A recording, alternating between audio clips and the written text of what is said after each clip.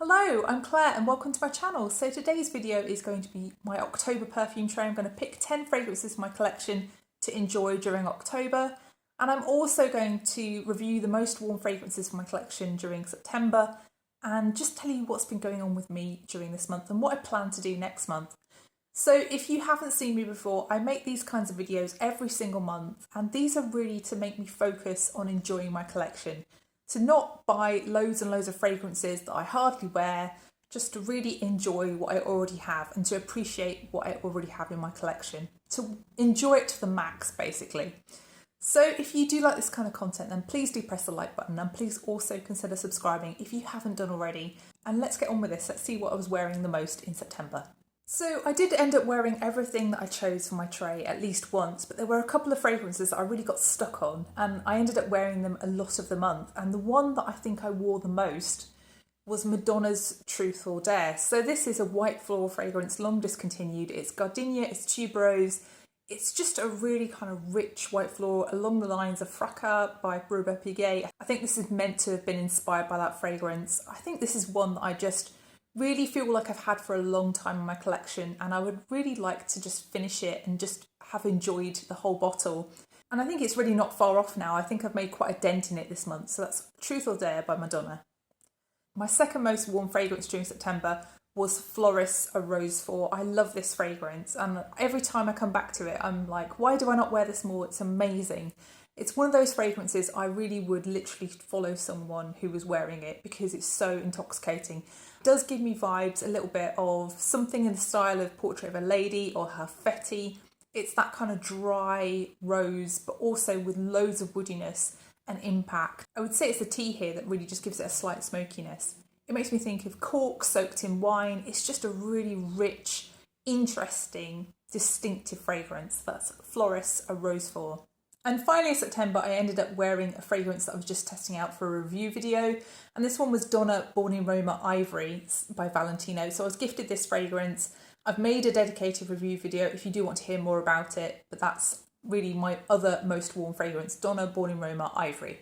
So for October, I want really a two-way split between my fragrances. I want some things that are dark, mysterious, so maybe incense, patchouli, spices, that kind of thing. Then I also want some more easygoing, sweeter, but still quite dark fragrances because it's getting colder and I just want something comforting.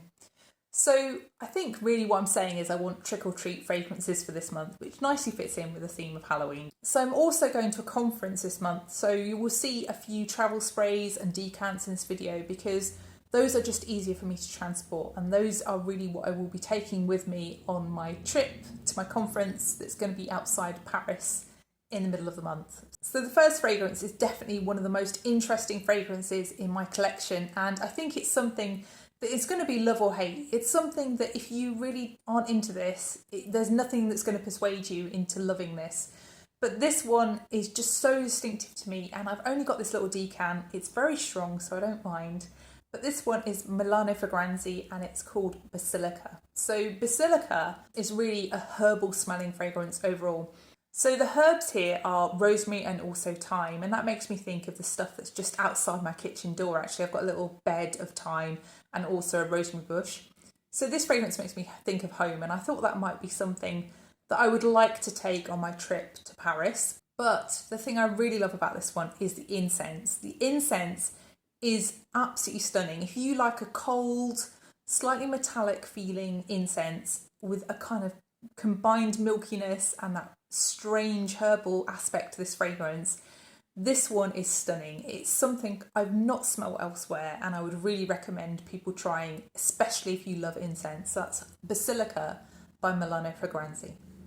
So if that first fragrance was a cool resinous fragrance, this one is definitely a warm resinous fragrance. And I'm again taking this one because it's a little travel spray and it will easily transport in my luggage to Paris. So this one is Tiger by Her Side and it's by Jardin. I was gifted this a few years ago by Jardin.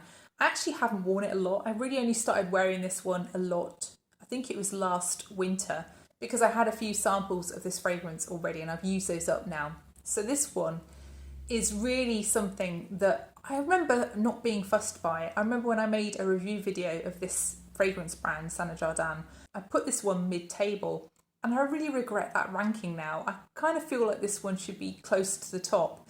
I think I've realised over the years that sometimes things that are a little bit too out there, I just end up not wearing. And this one I find very easy to wear. This is an everyday kind of fragrance, but still has some wow factor about it. And I think that's really what I'm looking for. So Sana Jardin, Tiger by Her Side, is a lovely kind of cinnamon-laced, sweet, resinous fragrance. It's got benzoin, and that gives it a kind of lovely powderiness, a lovely vanillic touch, and a really rich, warm amberiness, along with that cinnamon. It really does make me think of fragrances like Ombre Nuit by Dior and also Coromandel by Chanel. Similar vibe to those kinds of fragrances. I think if you like those fragrances, you would like this one. But this is just a little bit more affordable. So that's Sana Jardin's Tiger by Her Side. So my next choice is also an incense fragrance. I'm definitely in the mood for incense. And this one is Encens Celeste, and it's by Atelier Cologne. So this fragrance, the thing I love about it is its simplicity. It really is just a very elegantly simple fragrance, and it's something that's kind of quite close to skin as well.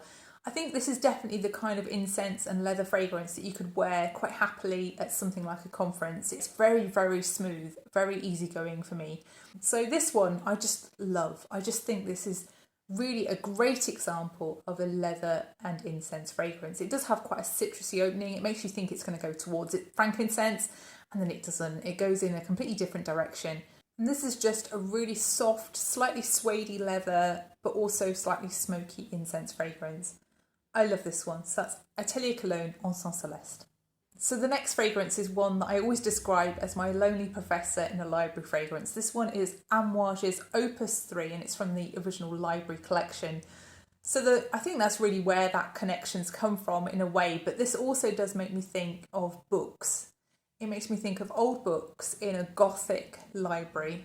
So this one is a powdery resinous fragrance. It's got benzoin in it very distinctively. I think if you're worried about incense or frankincense and you're looking for a way into resinous fragrances, go for a benzoin.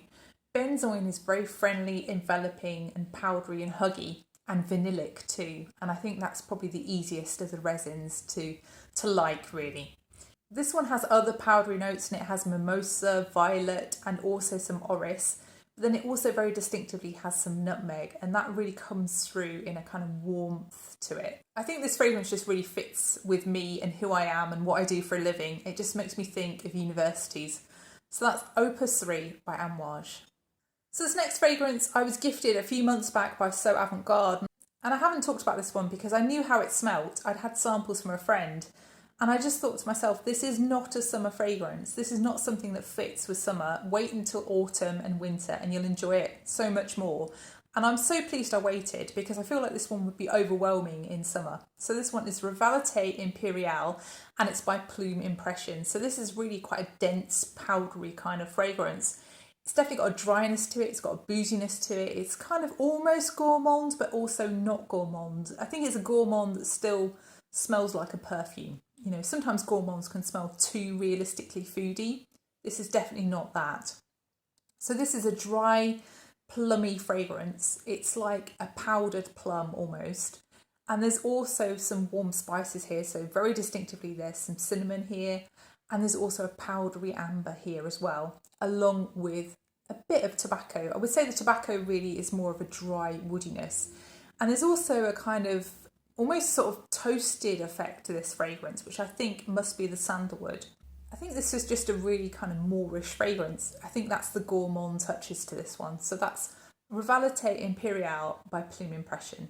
So the next fragrance is really one that makes me think of gathering blackberries. And the blackberry season is long over in the UK, and I just clocked this in my fragrance collection just after I'd filmed my September video. And I thought to myself, what are you doing? Why did you not put this one on your tray for September? Because really, this is something that I want to wear the whole of autumn. And so it has to go on my tray for October. So this fragrance is Gucci Guilty Absolute Parfum. And this is definitely a darker version of something like Amethyst. This takes the fruitiness of Amethyst and mixes it with green notes and also with woodsy notes to make this a very kind of dark, mystical forest kind of smelling fragrance. This one I actually thought was discontinued for a long time, and I've seen it recently in shops, so I think it's either come back or maybe it was never discontinued in the first place. But my friend absolutely loved this one when I was wearing this regularly last autumn. And I think this is something that really does project, because she could smell this on me, 3-4 hours after I had sprayed it. So it's definitely something that does have some power to it. So that's Gucci Guilty Absolute Parfum. So the next fragrance is also one that I tend to only reach for in the autumn and winter, and that's why this one has to go on my tray this month. Also, this fragrance is something that I'm always a little bit hesitant with, and then I retry it and then I realise just how much I love this one. So this is Armani Si. So this fragrance is really a velvety rose fragrance to me. It's got a kind of booziness to it almost. It makes me think of wine, it makes me think of fermented beer almost, definitely fermented kind of alcohols. And this fragrance really stands out, really pops because of the cassis note. The cassis really gives this a syrupy aspect. I really love this one. I really love the vanilla in this fragrance. I think it's really syrupy and sweet and delicious, while still being a fragrance, while still being something very wearable and not too gourmand. I think this one is stunning. So that's Armani Si. So next up, I'm going to choose another almost gourmand, almost not gourmand fragrance for going out. If I go out somewhere special during October, this is the fragrance I'm going to reach for. I might even take this one to Paris with me in case there's an evening where I have to dress up. I think there might be a ball at this conference. I probably should take something like this. So this one is Floral Street's Ylang Espresso. So this one is a Jerome Epinette fragrance, and I made a video on Jerome Epinette back in September. If you haven't seen that video, please do go check it out. But basically, this is one of his creations, and it's quite often compared with Café Tuberosa by Atelier Cologne. So if you like Café Tuberosa by Atelier Cologne, you might want to check out this fragrance by Floral Street. So this is a very distinctive coffee fragrance. It's got a creamy floral aspect to it that really makes the coffee pop. Coffee, I think, is really hard to do well in fragrances, and I think it's really amped up and enhanced by the cocoa in this fragrance as well.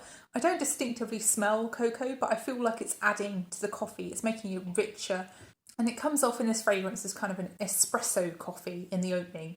The coffee really begins to calm down after a while, and you get left with an almost boozy, syrupy rose, but also with a touch of ylang.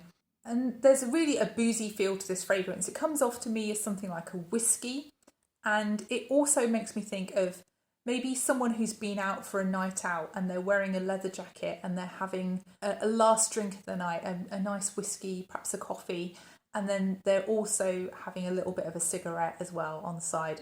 This is kind of all the naughtiness of a night out, all wrapped up into one fragrance. So that's Floral Street's Ylang Espresso.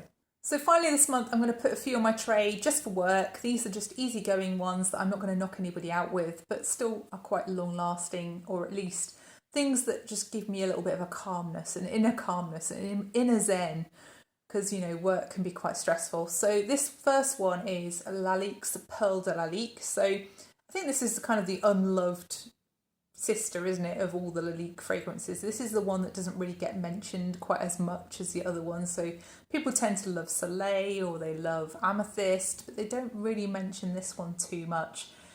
So this is really a nice, almost slightly peppery rose fragrance. It's got an almost carbonated feel to me. It's not fizzy necessarily, but it definitely has that kind of carbonated water smell to it. It's really a woody red rose, and the rose is quite light and it's just very fresh feeling in a way. It's a very clean feeling fragrance.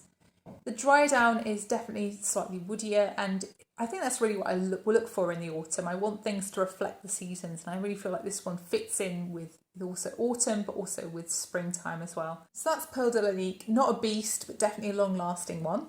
And my final choice is going to be one from Elizabeth & James. This is Nirvana Amethyst. So this fragrance, I think, is just a really lovely take on tobacco. Tobacco can be a scary note to some people, but this is just really the sweetest, most disarming, most friendly feeling tobacco. I used to grow tobacco plants in one of my jobs as a scientist, and it really does make me think of those greenhouses and the smell of the tobacco plants when they've produced the flowers and they've gone into that kind of stickiness. they're really sticky and sweet smelling tobacco flowers eventually when they're drying. It's also quite vanillic, it's easygoing, it's just a really simplistic but beautiful fragrance, and not the longest lasting fragrance, but it's definitely one that I feel happy to take to work with me because this bottle is just so thin and nice, it just fits in your handbag really nicely. So yeah, this is one that I feel happy wearing to work, but I'll also wear this one during weekends. I just find it very easygoing and relaxing. So that's Nirvana Amethyst by Elizabeth and James. So I hope you've enjoyed the video. If you have enjoyed the video, then please do press the like button, and please also consider subscribing if you haven't done already. And please let me know, what will you be wearing during October, and what were your most warm fragrances during September? What are you currently obsessed with? So thank you so much for watching, and I'll see you in the next one. Bye.